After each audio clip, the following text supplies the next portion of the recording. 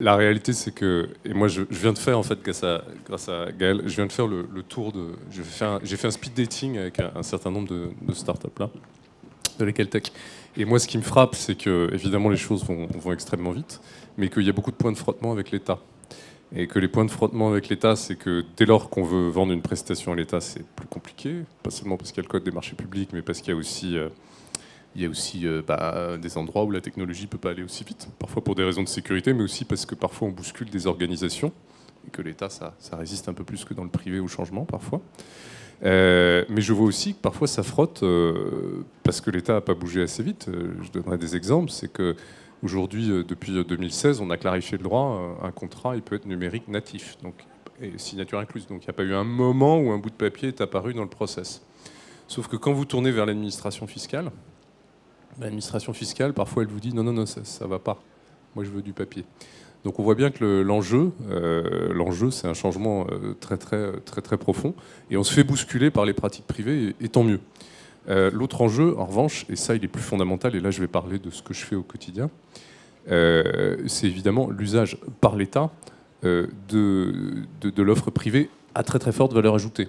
Là, je veux dire un mot de l'algorithme. Alors avant, je ne sais pas si vous voyez exactement ce qui je suis. Moi, je suis directeur des affaires civiles et du sceau au ministère de la Justice, donc je fais la législation civile et commerciale et en matière de procédure. Et j'ai fait les articles qui sont dans la loi de justice, qui sont en discussion sur le numérique, dématérialisation des petits litiges, open data et certification des plateformes. Bon, donc l'enjeu numéro un pour moi, c'est que l'État adopte toutes ces bonnes pratiques, toutes ces idées, tous ces process de simplification qui sont bien vantés ici, mais surtout que l'État fasse les choses à plus forte valeur ajoutée, c'est-à-dire un usage de la data qui soit au service de l'intérêt général.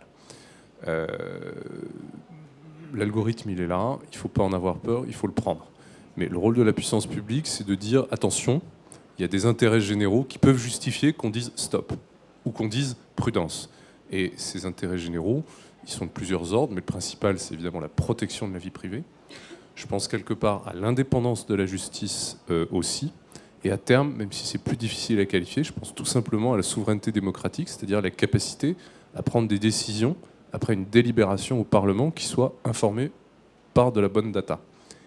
Et c'est là où, si on ne fait pas attention, si l'État n'a pas ses propres algorithmes, dans 10 ans, dans 15 ans, ça sera des acteurs privés qui sont compétents, légitimes, qui agissent dans le cadre de la légalité, aucun problème, mais ce seront eux qui feront les politiques publiques, et sans que les partenaires et le Parlement puissent lui-même s'emparer de ces sujets. Donc moi, je vais vous donner un exemple très concret.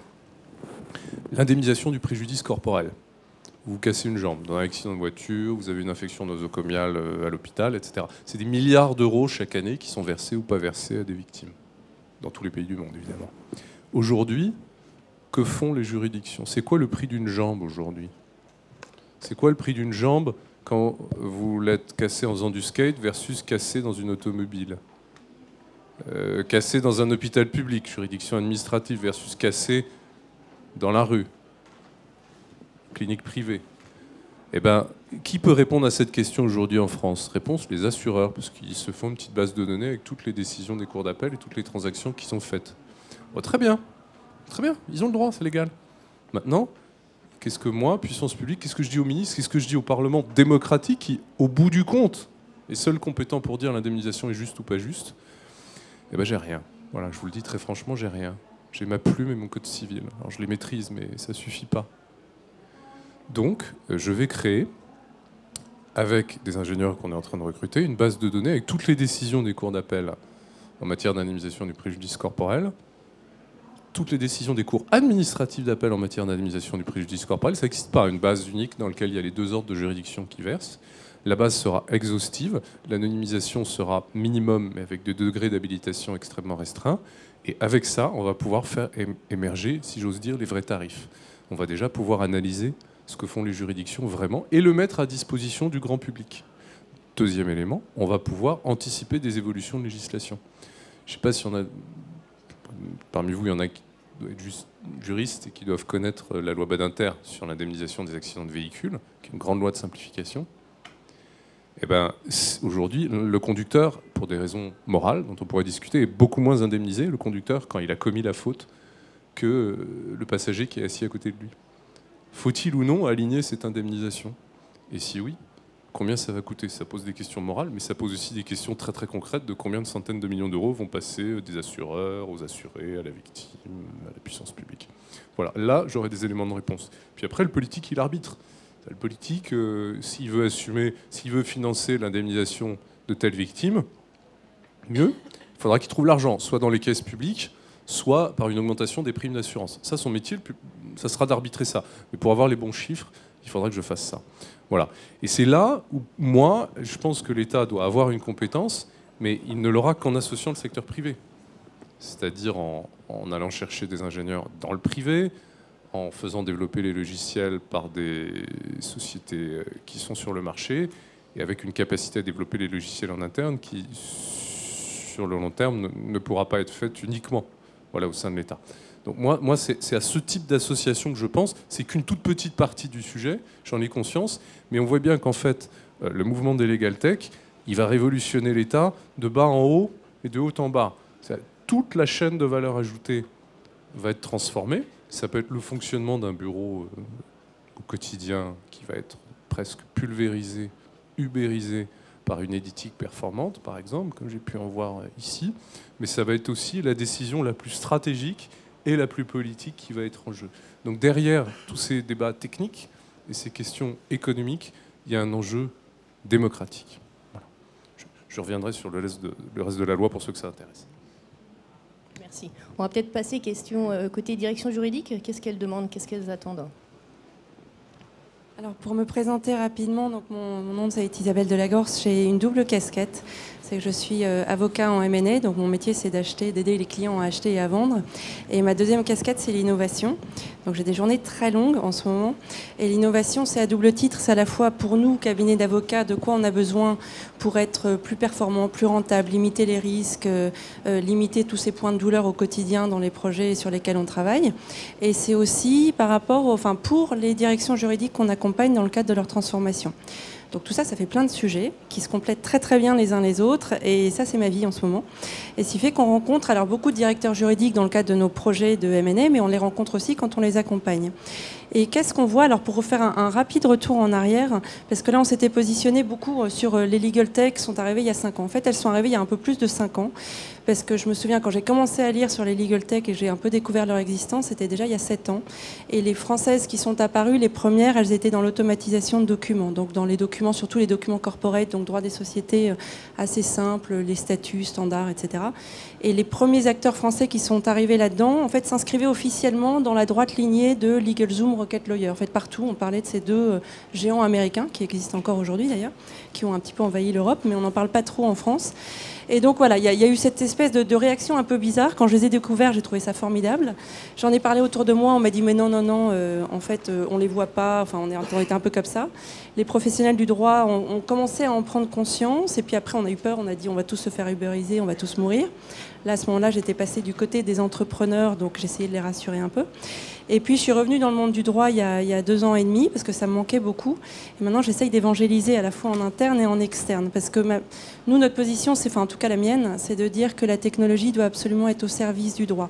C'est pas la technologie qui va remplacer les métiers du droit. Je pense qu'on est suffisamment intelligent pour se dire qu'aujourd'hui, il y a quand même plein d'outils qui peuvent rendre notre quotidien beaucoup plus facile. On peut fournir des prestations différentes aux clients. Le problème, c'est qu'on a le cuir un peu épais, comme je le disais ce matin, c'est-à-dire qu'on est dans des professions assez dures et on s'habitue à travailler dans des conditions qui ne sont pas forcément optimales. Alors que quand on regarde autour de nous, il suffit de regarder toutes les legal tech qui sont là, on pourrait toutes les prendre et se dire, mais en fait, il y en a plein qu'on pourrait utiliser au quotidien. Ça nécessite des investissements, mais dans l'absolu, si on avait le cuir un peu moins épais, je pense que si on était moins dur à la douleur, on accepterait peut-être un petit peu plus le changement. Et moi, ce que je vois, c'est que les directions juridiques, en fait, sont... Alors, quand on les voit en petit comité, ils nous parlent beaucoup. Et quand on les voit en grand comité, ils ne nous parlent plus du tout. Et il y a pas longtemps, on organisait un petit déjeuner. Et donc, c'était l'occasion. Je ne pensais pas qu'ils allaient se livrer comme ça. Et je leur ai dit, ça vaut le coup, justement, que vous disiez là où vous en êtes. Et la première personne qui a pris la parole a dit, chez nous, c'est la préhistoire. Alors, au moins, ça a décomplexé tout le monde. Du coup, les 25 qui étaient là, et c'était des grands groupes. Il y avait du petit, moyen, grand, mais beaucoup de grands. Et tout le monde s'est positionné par rapport à la préhistoire. Donc la préhistoire, c'est pas bien ou pas bien. C'est juste qu'il s'était rien passé depuis l'arrivée de ces legal tech. Ça ne veut pas dire que c'est trop tard, mais ça veut dire que quelque part, c'est pas mal aussi. Parce que nous, on leur explique que la transformation, il faut l'avoir d'une façon très globale. Il ne faut pas se ruer, et on en parlait avec elle il n'y a pas longtemps, il ne faut pas se ruer sur les produits, il ne faut pas se ruer sur les logiciels, parce que le risque, quand on va trop vite, c'est de favoriser une solution plutôt qu'une autre. Dans les directions juridiques, ça peut être compliqué parce que Paul va avoir un budget pour gérer ses marques et puis Stéphanie, à côté, elle a besoin d'un budget aussi pour trouver un logiciel adapté ou pour développer un nouveau produit en interne. Et en fait, on va lui refuser un recrutement d'un data scientist parce que Paul a choisi son logiciel. Donc plutôt que nous, on incite vraiment là-dessus. Quand rien n'a été fait, ce qui est bien, c'est qu'on peut repartir de zéro et on leur explique qu'il faut voir cette transformation de nos métiers et des directions juridiques d'une manière très globale. Donc c'est la façon de travailler, parce que tu disais tout à l'heure, d'ailleurs, c'est la façon de travailler, la façon de s'organiser, qui reporte à qui. Il faut casser les silos souvent, parce qu'on est face à des générations plus jeunes qui arrivent sur le marché et qui ont plus envie d'avoir des hiérarchies super lourdes. Ils ont envie de souplesse, ils ont envie de flexibilité, ils ont envie de pouvoir apprendre plein de choses. Dans les grosses directions juridiques, ce qu'on entend beaucoup, c'est qu'il n'y a pas longtemps, on était avec un gros groupe industriel qui nous disait qu'ils avaient 90...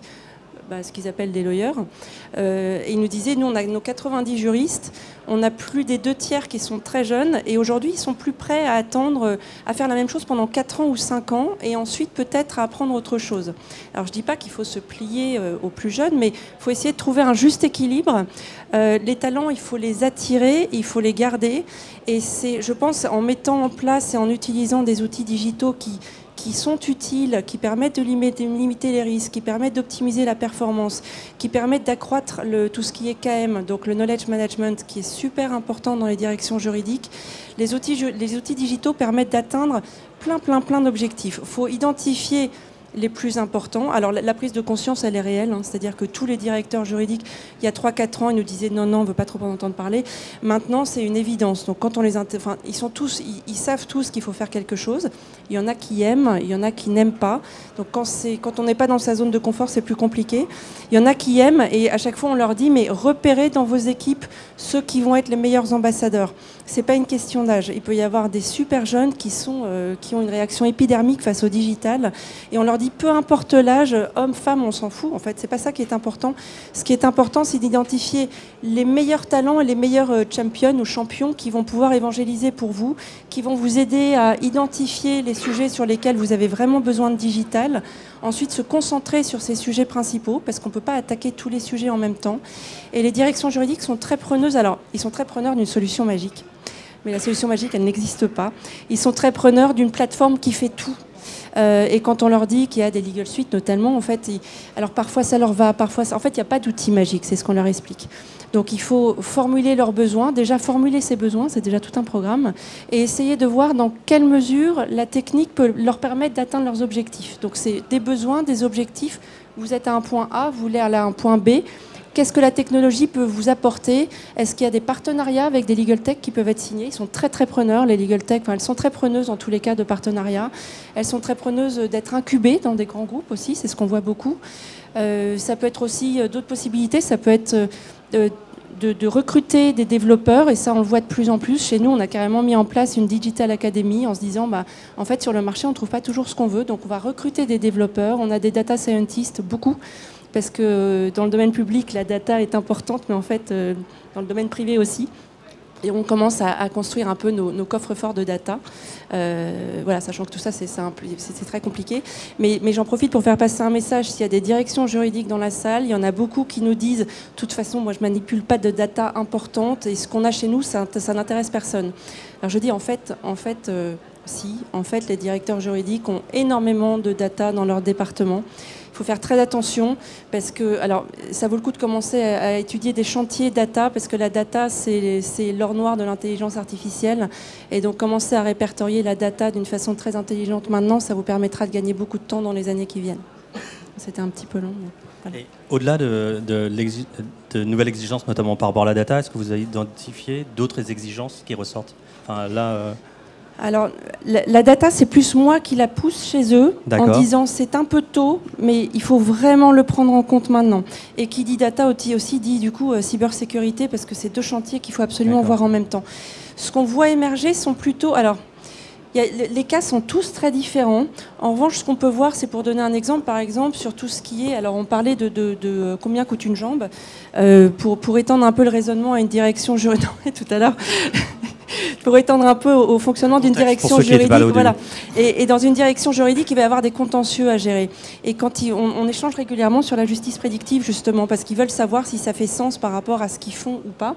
Et ils me disent, oui, mais sur le marché, il y a tel et tel outil. Et on accompagnait un gros groupe dans le transport il n'y a pas longtemps. Et ils nous disaient, mais en fait, nous, les accidents sont systématiquement comme ça, comme ça, comme ça, comme ça. Mais ça, c'était la mémoire du directeur juridique. Donc ça veut dire que demain, le directeur juridique s'en va, celui qui arrive derrière, bon courage. Parce qu'on ne sait pas où c'est. Ça, c'est sa mémoire. Ça ne pourrait pas être justement des choses qui pourraient être modélisées? Alors si, justement. Et ça, on leur dit, regardez, en fait. Et quand je disais, il faut essayer d'énoncer ses besoins et de les formuler. C'est typiquement le cas dont je vous parle là. C'est-à-dire qu'en disant ça, en fait, ils ont mis le doigt sur quelque chose qui n'allait pas. Donc ils nous disent, la justice prédictive, de manière générale, c'est pas pour nous. Enfin, prédictive, voilà. Voilà, avec tout le débat autour du prédictif. Ouais. Mais ils nous disent, voilà, la justice prédictive, c'est pas forcément pour nous, mais le principe nous intéresse. Et nous, on leur dit, justement, en fait, toutes les données que vous avez là-dessus, votre mémoire, vous allez mettre toutes les équipes autour de la table, vous repartez 5 ans ou 10 ans en arrière, et vous allez tout répertorier. Et en répertoriant tout, derrière, on peut mettre des robots, c'est tout ce qui est Robotic Process Automation pour ceux à qui ça parle, et on peut mettre des robots qui vont aller traiter la donnée et qui pourront dire que dans un cas précis, il y avait tant de provisionnés, le conflit a débouché sur telle ou telle issue, ça a coûté tant à la société, voilà. Ou au contraire, ça n'a rien coûté parce qu'on est parti de telle hypothèse, on est arrivé à telle solution. Et ça sont des chantiers qui sont... Enfin, il y a un début de demande qui arrive doucement sur ce chantier-là. D'accord. Merci beaucoup pour ces détails. Maintenant, on va parler des choses un peu aussi plus matérielles, l'économie. Et économiquement, ces startups ont-elles vraiment une vocation durablement dans le paysage français? Parce que comme je vous ai dit tout à l'heure, on en compte plus d'une centaine. Le marché français est assez petit. Et donc, est-ce que leur modèle économique permet aussi de dégager des bénéfices, parce que c'est bien de lever des fonds, mais après, il faut avoir un modèle viable. Et quelle équation pour le succès de ces nouveaux modèles d'affaires dans l'économie du droit numérique? Merci beaucoup. Alors effectivement, je vais essayer en quelques minutes de vous faire prendre un peu de hauteur et de réfléchir avec vous à l'état des lieux et faire un peu de prospective pour essayer de comprendre les grandes tendances du marché du droit sous l'influence justement de cette transformation numérique et de l'émergence de la legal tech. Ce qui a été dit pour l'instant, c'est qu'effectivement on a un marché qui se met en place, c'est un marché naissant, qui pose un certain nombre de questions, notamment on est en France et souvent pour faire naître un marché, en France on se retourne vers l'État. C'est un des paradoxes français que d'aller chercher souvent l'inspiration et les règles du jeu, ce qui est assez légitime pour essayer de comprendre où on en est. Donc je vais réfléchir dans cette perspective-là en prenant également, c'était un peu le cahier des charges, une perspective de comparaison internationale. Alors je vais commencer par un petit document qui est pas, enfin je ne sais pas si vous l'avez déjà vu, mais c'est le Gartner Hype Cycle. Donc Gartner, c'est un cabinet de consultants qui décrit un peu, qui observe pas mal le marché de l'innovation d'une façon générale et la legal tech en particulier.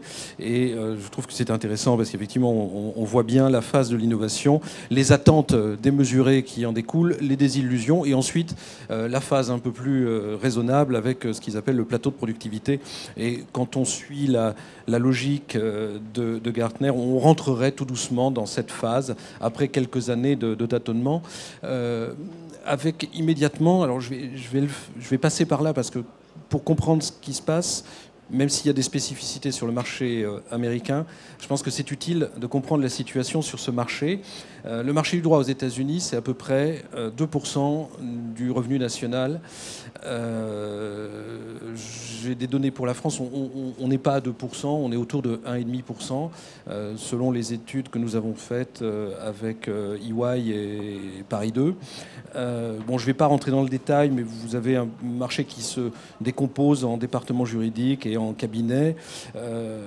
D'ailleurs, c'est intéressant de constater que la vision qu'on a de ce marché est parfois un petit peu déformée en s'imaginant qu'il n'y a que les gros qui sont sur ce marché, mais ce n'est pas tout à fait le cas. Ce qui est intéressant, c'est ce qui figure à la fin, c'est-à-dire le taux de pénétration de ce qu'ils appellent le legal software. C'est une étude de Catalyst Investors qui est assez intéressante, qui nous explique qu'actuellement, on est à peu près à 20%. Le marché américain, qui est le marché de pointe, le taux de pénétration de la legal tech est à 20%, ce qui laisse quand même imaginer des perspectives intéressantes d'un point de vue économique. Et même si je ne suis pas capable de vous dire aujourd'hui quel est le taux de pénétration du marché français en matière de legal tech, on n'est pas à 20% aujourd'hui. Le point intéressant, ça a été dit, donc je ne fais que le redire. Là où on investit le plus en ce moment, c'est tout ce qui est ELM, c'est-à-dire Enterprise Legal Management, où vraiment les investissements les plus considérables ont été réalisés dans ce secteur-là. Tout ce qui est management des contrats et tout ce qui est discovery, e-discovery. Ça, c'est pour les domaines où les investissements ont été le plus forts. Pour ce qui croît le plus vite aujourd'hui, ça a été dit, c'est le knowledge management, qui est vraiment le secteur où on investit. Le legal analytics, qui est apparu comme étant effectivement assez déterminant et qui pose effectivement des questions. Je reviens aussi, moi, sur la jambe. Je me souviens d'il y a 20 ans de discuter sur les barèmes, jusqu'à quel point on a encore besoin de réfléchir sur les barèmes à partir du moment où on est capable de faire ce type de travail à l'aide des supports. Alors le marché, bon, je ne vais pas détailler, une spécificité quand même sur le marché américain, c'est que les leaders restent des acteurs du B2C, c'est-à-dire on a cité LegalZoom qui a levé quand même 250 millions d'euros il n'y a pas longtemps, de dollars, pardon, ça ne change pas grand-chose. On a bien entendu Rocket Lawyer qui est le modèle qui s'est un petit peu imposé jusqu'ici. Je pense que cette spécificité américaine, on ne la retrouve pas en France, où les acteurs se positionnent de plus en plus fortement quand même sur du B2B. J'y reviendrai pas, pour des raisons de... Le droit français, il est vu comme étant complexe, et un des arguments pour développer la legal tech française, c'est quand même la simplification. C'est un discours que j'entends depuis ce matin, et on ne va pas forcément trouver les mêmes arguments sur le marché américain, où le coût de la justice étant quand même particulièrement élevé. On comprend assez bien l'intérêt de continuer à maintenir quand même des investissements conséquents sur du B2C. Le marché français, justement, donc je vous dis, on est à peu près à 32 milliards, c'est-à-dire 1,5% du PIB. Le marché, chez nous, il est naissant. C'est un marché qui a un fort potentiel. N'oubliez pas que le marché du droit, c'est un marché où la demande est largement induite. Les acteurs de ce marché sont à la fois des diagnostiqueurs et des prescripteurs. C'est quand même très spécifique avec la santé. Le droit a des particularités économiques. Le modèle de développement, c'est quand même intéressant de souligner qu'on est vraiment dans un modèle de pionnier. Bon, il y en a quelques-uns, dont un ici assis avec nous, et deux. Et bon, voilà, il y a des pionniers qui sont peut-être 3 ou 4.0 aujourd'hui dans leur projet, alors que quand même, la réalité, c'est qu'une bonne partie des acteurs n'a pas commencé à avancer. Donc on n'est pas dans un modèle schumpeterien standard où les suiveurs rattrapent les pionniers. On est plutôt dans un modèle assez atypique d'un point de vue économique où les pionniers creusent de plus en plus l'écart avec ceux qui restent derrière, ce qui n'est pas sans interroger par rapport à cette spécificité française. 350 legal tech, il n'y en a pas beaucoup plus de 400 aux États-Unis. Vous avez vu la taille des marchés. Il y a quand même une question à se poser. La prédiction, c'est quand même dans les 5 ans qui viennent, ça va se consolider forcément. Le taux de pénétration du marché, je ne peux pas vous le donner, je ne l'ai pas. Et la difficulté, c'est le rate of return, c'est quelle est la rentabilité précise. Et pourquoi on n'arrive pas à avoir d'informations sur la rentabilité? Je pense que le monde ancien et le monde nouveau partagent un peu la même culture du secret des affaires. Et que bon, pour l'instant... mais c'est pas bon, en France, c'est plus difficile qu'ailleurs parce que je pourrais vous donner un peu plus d'éléments sur les États-Unis ou sur l'Allemagne, qui sont des marchés prospères. Donc, quand plus c'est prospère, plus ça marche bien, plus on a tendance à avoir des données. Donc, je ne vais pas aller plus loin, mais bon, je pense qu'on est dans une phase de marché naissant, d'investissement relativement conséquent, et ça explique assez bien les difficultés que l'on rencontre aujourd'hui. Alors les freins, je les cite pour mémoire, un modèle plutôt statique, une adoption assez lente. C'est pas la culture de la R&D dans le domaine du droit, c'est quand même pas une particularité très développée. La tarification horaire pose problème, elle a du mal à aligner les incitations d'un point de vue économique, on le sait bien. Donc on est en train de voir effectivement des évolutions substantielles pour aller vers de la tarification à l'acte, la tarification à l'abonnement. Bon, c'est le modèle Rocket Lawyer dont je parlais tout à l'heure, c'est vers ça qu'on va aller. bien entendu, il y aura toujours du sur-mesure. Plus les choses vont devenir complexes, plus on aura besoin effectivement de cette complémentarité entre la legal tech et le modèle classique. Et puis bien entendu, il ne faut pas négliger les aspects financiers, les coûts d'entrée financiers d'une part. Le modèle partenarial, il n'est quand même pas extraordinairement efficace pour développer ce genre d'outils. Et d'autre part, les coûts d'input et d'apprentissage sont pas évidents. Tous les acteurs qui veulent se mettre au numérique n'ont pas forcément des CTO qui sont capables de développer leur stratégie, ce qui pose quand même effectivement un certain nombre de questions. Moi j'ai une question sur le marché, parce qu'on a vu que dans le projet de loi justice, il y a un article qui essaye d'encadrer un peu le développement des plateformes de médiation, et de conciliation et d'arbitrage en ligne. Est-ce qu'il y a un marché sur ce point-là précis ? Bien sûr qu'il y a un marché pour tout ce qui est online dispute resolution, c'est pas nouveau. À l'évidence, je pense qu'un noyau dur de contentieux ne peut pas échapper à la justice, ça me semble clair, mais une bonne partie des contentieux pourrait être résolue différemment. La spécificité française, comme je le disais, c'est ce qui fait le succès d'un certain nombre de legal tech, de B2C nord-américaines. La justice étant très coûteuse, on comprend bien tout l'intérêt qu'il y a à développer ce type de solution. Quand on est dans un système relativement... c'est une spécificité française d'avoir un accès à la justice qui est quasi gratuit pour ce qui est des droits d'enregistrement, des droits d'accès. Donc je pense que la raison pour laquelle on n'a pas un développement massif des solutions de résolution en ligne des litiges, même si elles existent. Là, on travaille avec la Commission européenne pour faire un recensement de tout ce qui existe en Europe. Le marché français est un marché relativement sous-développé par rapport à cette spécificité. Ça veut dire que le législateur est en avance sur le marché. Il est en avance. Mais ça, le marché de la médiation en France, il a une spécificité, je l'ai souvent dit et souvent écrit, c'est qu'il est tiré par les pouvoirs publics. Regardez la médiation interentreprise, il a fallu pour que ça puisse véritablement commencer, aller chercher une initiative publique. C'est une de nos spécificités. Alors, je vais peut-être... Juste une autre question. Et comment vous expliquez, vous dites justement, là, le législateur est en avance peut-être sur le marché, mais alors comment vous expliquez cette explosion quand même du nombre de legal tech ? Parce que concrètement, la simplification, comme je vous le disais, on a vraiment cette spécificité, ce besoin de simplifier le droit. Ça a été très très bien dit ce matin lors d'une table ronde, et je pense effectivement qu'on a cette volonté de répondre à un besoin du consommateur, de proposer des solutions. Maintenant, si vous regardez sur tous les segments, il y a quand même un phénomène intéressant, c'est-à-dire il y a une standardisation des outils. Je vais terminer parce que je tiens quand même à le dire, ça a été évoqué, c'est fondamental. Aujourd'hui, le modèle économique sur lequel on va se développer, c'est pas tellement la techno qui va faire la différence. Regardez comment les outils sont standardisés. Regardez comment la plupart, on parlait de logiciels libres à un moment donné, qui était quand même un système relativement fermé il n'y a pas si longtemps que ça. Aujourd'hui, on est passé en open source sur à peu près tout. Et l'équation que je vous propose, moi, c'est le succès des modèles aujourd'hui. C'est talent en machine learning, algorithmique, bien entendu, mais je mets la data, je mets puissance 2. Parce que c'est là que ça va se jouer, la différence. À partir du moment où vous standardisez les outils, la différence va se faire. Alors là, il y a un danger. Et j'ai bien aimé ce que disait Thomas Andrieux tout à l'heure, parce que le danger, c'est d'imaginer que pour combler le retard, je vous montre juste un petit slide à propos de ça, c'est les pourcentages de financement de start-up. En vert, c'est les États-Unis. En bleu, c'est ce qui se passe en Europe. Donc la France est quelque part là-dedans. Mais surtout, c'est ça. La donnée, ça, c'est 1 minute d'Internet en 2017. Essayez de me trouver un seul acteur qui ne soit pas américain dans cette liste-là. Vous voyez bien que les aspirateurs à données, ils sont tous d'un côté. Donc le danger aujourd'hui, c'est de vouloir combler notre retard en mettant un accès le plus massif possible. Bon, ça pose quand même un certain nombre de questions. Je pense qu'il est fondamental pour l'économie de la legal tech et du marché du droit en général, aujourd'hui, de définir des règles du jeu qui sont claires.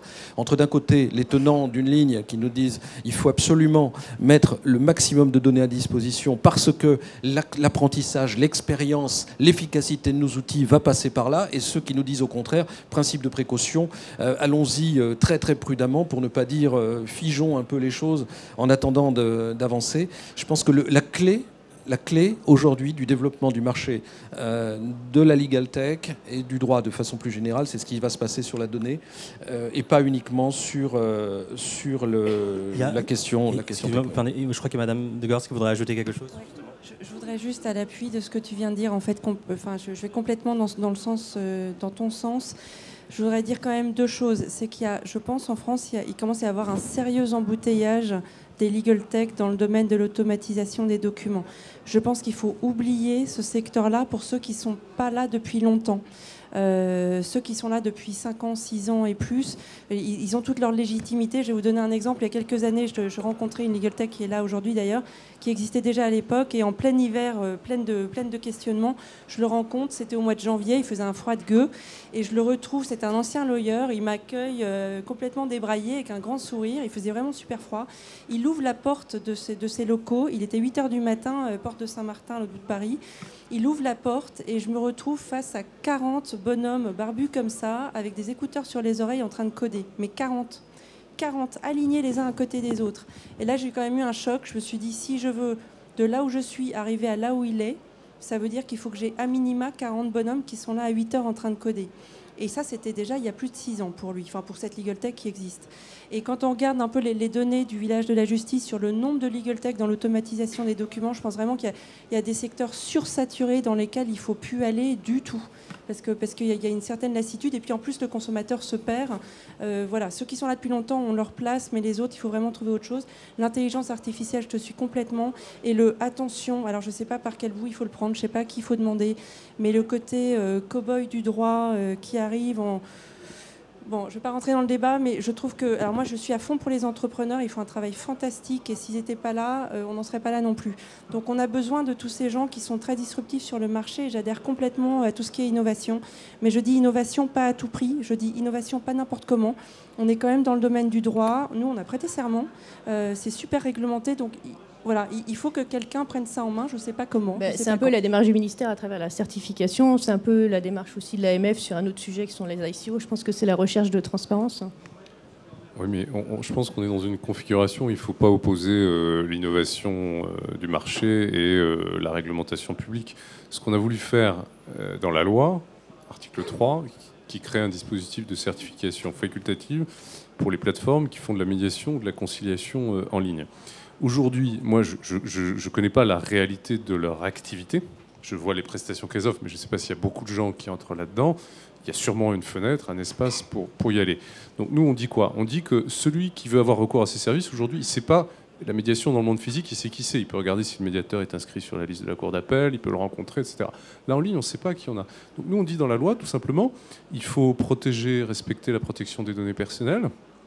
Et il faut, puisque c'est de la médiation et de la conciliation, être suffisamment indépendant et impartial, qui sont des critères qui sont dans la loi depuis longtemps, pour médiation et conciliation. Indépendant, y compris de son actionnaire.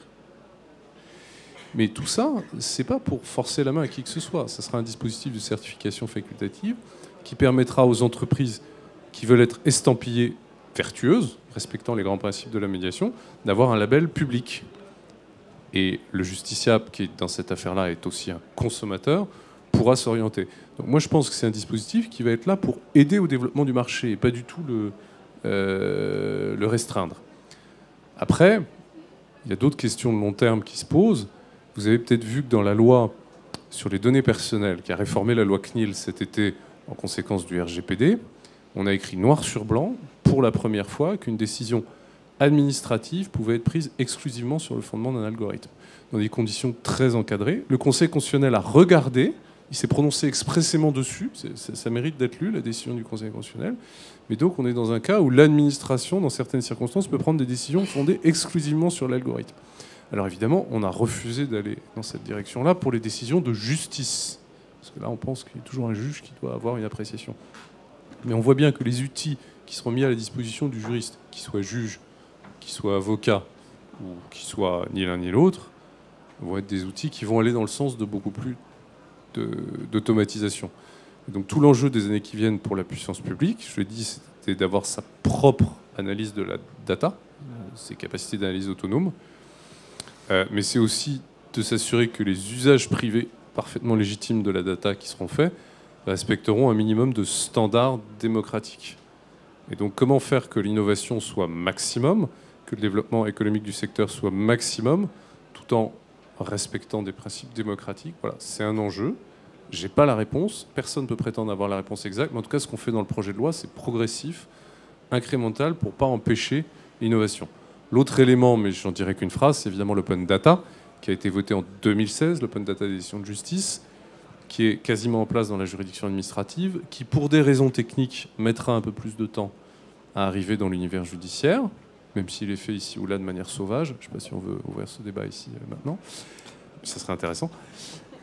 Et cette open data-là, on en a clarifié les conditions. On a dit les noms des parties et des tiers sont toujours anonymisés.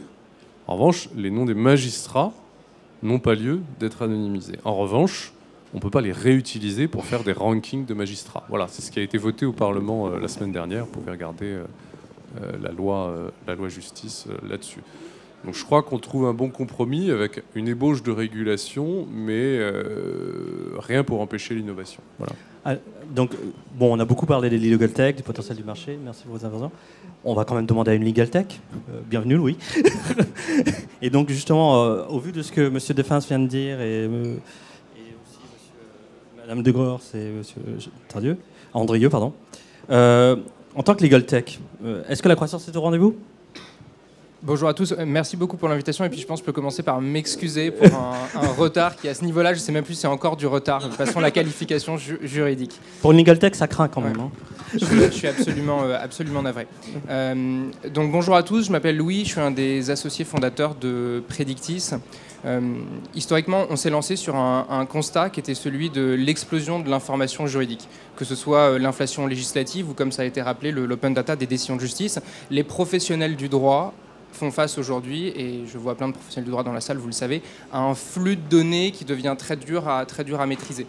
Juste un exemple, on espère environ 4,1 ou 4,2 millions de décisions de justice au moment où l'open data sera déployé. C'est évidemment impossible de traiter ça de façon manuelle si on veut être efficace. Donc on s'est lancé sur cette problématique-là, et pour la résoudre, on a construit des algorithmes qui sont capables de lire 2 millions de décisions de justice par seconde. Donc c'est beaucoup plus rapide que ce qu'un humain peut faire, et c'est parfois plus fiable que ce que beaucoup d'humains font. On avait dit que je ne donnerais pas de nom. Donc, grâce à cette technologie, on a construit une plateforme sur laquelle il y a 2 volets. Le premier volet, c'est un moteur de recherche, qui est un moteur de recherche nouvelle génération, puisqu'on peut faire ce qu'on appelle de la recherche sémantique, donc on peut chercher en fonction du sens. L'exemple typique, c'est je veux toutes les décisions de justice qui vont dans le sens de mes conclusions, ou dans le sens inverse des conclusions du confrère. C'est assez efficace, ça fait gagner du temps. Et l'autre volet, c'est un moteur d'analyse. Et là, ce que ça fait, c'est que ça vous donne une estimation des risques ou des enjeux du dossier, taux de succès, montant moyen d'indemnité, base légale la plus efficace, etc. Alors, est-ce que la croissance est au rendez-vous ? Je pense qu'il faut faire un effort de transparence. Ce serait quand même incroyable pour une legal tech qui demande en permanence des données et qui ouvre la justice avec son savoir-faire technologique, de ne pas se plier elle-même à cet exercice.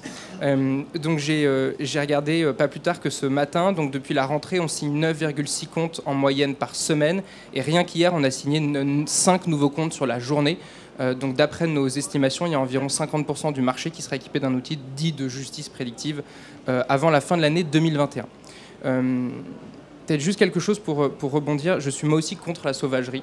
Et j'ai la sensation que le monde du droit a peut-être quelques similarités avec le monde médical ou le monde militaire. On ne peut pas arriver dans cet univers-là comme un éléphant dans un magasin de porcelaine en souhaitant tout casser. D'abord parce qu'il n'y aura pas d'adhésion sur le marché, et ensuite parce que ça ne correspond pas à ce que à la fois les professionnels du droit veulent, mais même les citoyens ne veulent pas ça.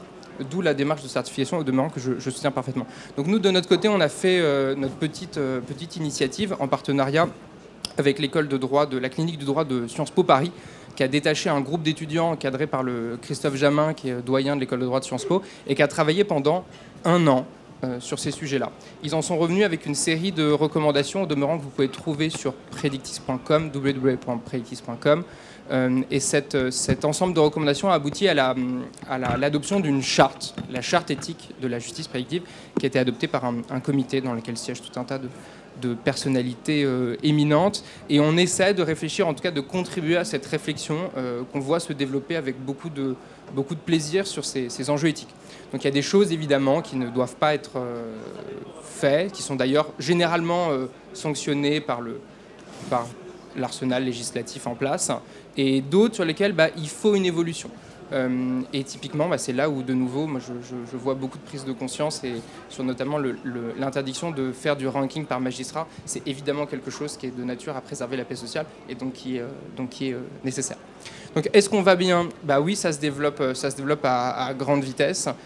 Et est-ce qu'on essaie de se développer à grande vitesse tout en respectant les règles du droit des affaires? Oui, je pense que cet équilibre est jouable, en tout cas dans la Legal Tech. D'accord. Il ne nous reste pas beaucoup de temps, mais on voudrait quand même profiter de ce moment-là aussi pour vous proposer de poser des questions si vous en avez à nos intervenants. Est-ce qu'il y aurait des questions? Vincent? Je sais que je peux compter sur toi.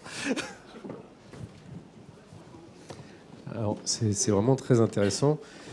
Ma question, je ne sais pas si elle est polémique, si elle est hors sujet ou au contraire si elle est vraiment intéressante. Donc je vais la poser et vous déciderez.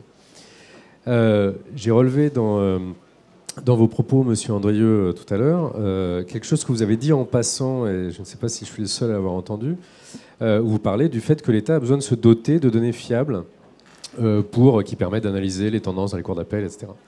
Et en passant, vous avez dit que ce serait un fonds qui serait très légèrement anonymisé, donc j'ai compris quasiment pas anonymisé, mais soumis donc à des règles d'accès assez restreintes. Et vous avez invoqué ça à l'appui du fait que c'est ce qui permet d'avoir des données vraiment fiables.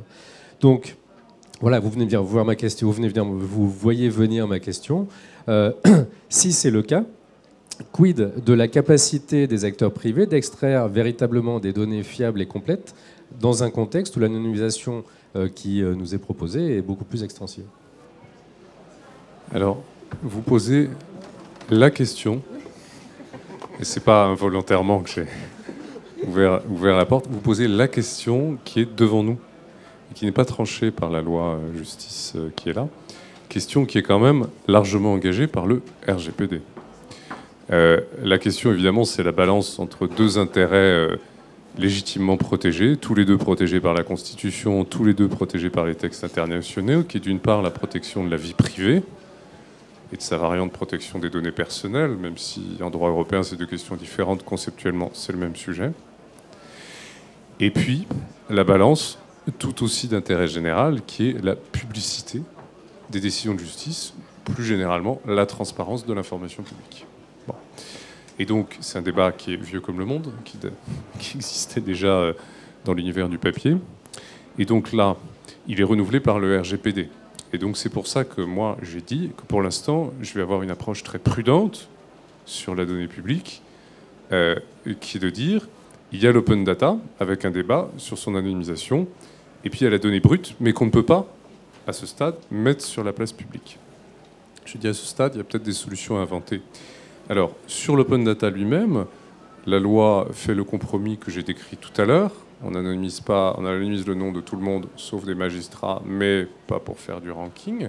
Il y aura, dans le décret d'application, sans doute plus d'informations anonymisées. Le périmètre est à déterminer, mais l'adresse des personnes, elle n'est pas dans la loi, mais parce que la liste, en fait, serait sans fin. Et que la liste, on peut imaginer qu'il faille en parler à la CNIL, et surtout qu'elle évolue au fur et à mesure des technologies. Et donc, finalement, où est-ce qu'on met le curseur pour protéger la vie privée des personnes, tout en gardant son sens à l'open data, qui est une mesure démocratique, avant d'être une mesure favorable au développement de tel ou tel secteur de l'économie, c'est une mesure démocratique. Où est-ce qu'on met le curseur exactement ? Moi, je n'ai pas de religion, je n'ai pas de science là-dessus. On est en train de travailler sur une liste de choses dont on exigera l'anonymisation a priori avant même la mise en ligne par l'open data. Mais cette liste, il faudra la concerter et puis la dialoguer avec des techniciens. Alors, est-ce que des opérateurs privés pourront avoir accès à quelque chose de moins anonymisé? Et c'est là où il y a et je le dis très sincèrement, j'ai pas encore la réponse. Le RGPD est une très sérieuse alerte sur le fait de pouvoir donner accès massivement à des décisions non ou très faiblement anonymisées. À cet égard, je serais curieux d'avoir un panorama de ce qui se fait dans l'Union européenne. Les États-Unis, c'est une autre culture, la protection des données, c'est intéressant, mais c'est pas révélateur. Donc moi, je suis preneur de votre regard sur ce qui fait ailleurs, c'est-à-dire dans des pays qui sont soumis au RGPD. Et c'est vrai que la collecte actuelle de décisions non anonymisées qui se fait de manière sauvage et, à mon avis, aux frontières de la légalité, je reconnais sa noblesse, au sens où, après tout, ce sont des décisions qui sont publiques et qui resteront librement accessibles au greffe. Ce ne sont pas des décisions couvertes par le secret défense. Mais il faut bien admettre que la collecte massive porte en termes d'atteinte à la vie privée une autre question que le simple fait d'aller au greffe et de lui demander une décision. Qu'on y aille physiquement ou qu'on le demande par mail ne change rien au problème. Voilà, donc je n'ai pas répondu à votre question. Mais je veux dire, il y a une vraie difficulté et il va falloir qu'on y travaille. J'ajoute que les avocats, eux, par l'intermédiaire du CNB, ont demandé l'accès à l'intégralité des décisions de justice non anonymisées. Ce que technologiquement, ils pourraient faire de manière très simple, parce qu'ils ont un outil qui s'appelle le RPVA, dans lequel transite la quasi-totalité de nos décisions de justice. Mais ils n'ont pas le droit de piocher dedans à ce stade. Et donc on voit bien qu'il y a différents acteurs, ça peut être les legal tech, ça peut être les avocats, qui tous sont arrivés en disant « oui, mais il est d'intérêt général que moi j'ai accès à cette donnée ». Le RGPD n'est pas étranger à cette logique de confrontation entre la protection des données personnelles, d'une part, et d'autre part, d'autres intérêts. Mais quand on regarde le RGPD, on parle d'intérêt public. Alors, qu'est-ce que c'est qu'un intérêt public? Qu'est-ce que c'est qu'un intérêt public suffisant? Voilà. Donc ça, le travail est devant nous. Et la loi, je l'avoue, ne s'est pas penchée sur la question. Peut-être parce que le législateur n'a pas encore la réponse. Bon, on va terminer avec ça. Merci à tous nos intervenants d'être venus et de leur participation.